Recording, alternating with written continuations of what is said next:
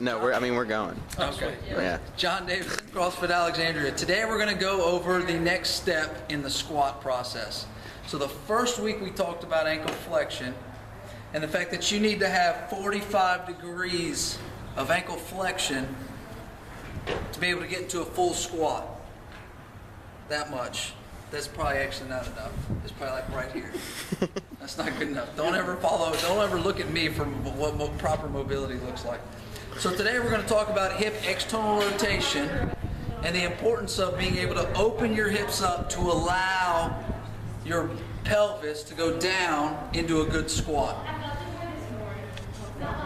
The first move that we do when we go down into a squat, we want to be able to keep our core tight and upright. Because if we're bent over too far, that's going to put a lot of stress on our low back. So the first move to be able to do that is hip external rotation. So what is hip external rotation?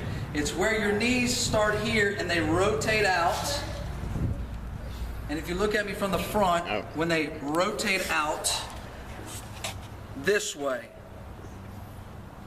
If you don't have any of this, then you can't get your hips clear to be able to get all the way down into the bottom.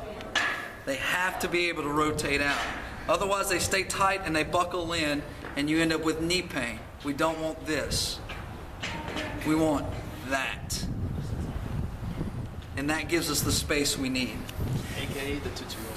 Exactly. So Lance is here and he's going to help us demonstrate the stretch that we're going to do to help with that move. In work clothes. Bring your butt as close to the wall as possible. Bring both feet up here. Like this. Scoot back some. You're going to cross one leg over and you're just going to sit there. It's that simple. You see that he's not touching here? Woo, there's nothing there. He needs to be able to have his butt on the ground. Ooh. This knee, if he had proper mobility, would be able to come all the way over there. It's pretty close. Yeah, it's pretty close. That's really good. That's cool. My hamstring's about to pop out.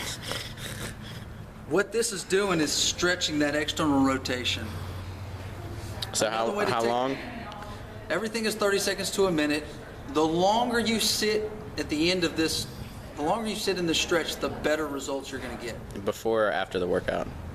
It doesn't matter. You can do before, but after is always better. And the reason I always tell people that, especially if you come to mobility class, I always talk about the fact that you always look at a muscle like it's chicken breast. When it's frozen, you can't do anything to it.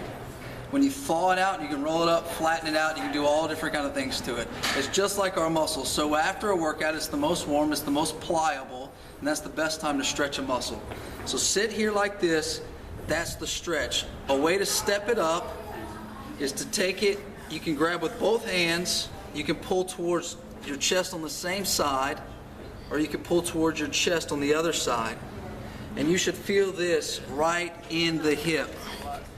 Will this help my lower back too? That will help your low back.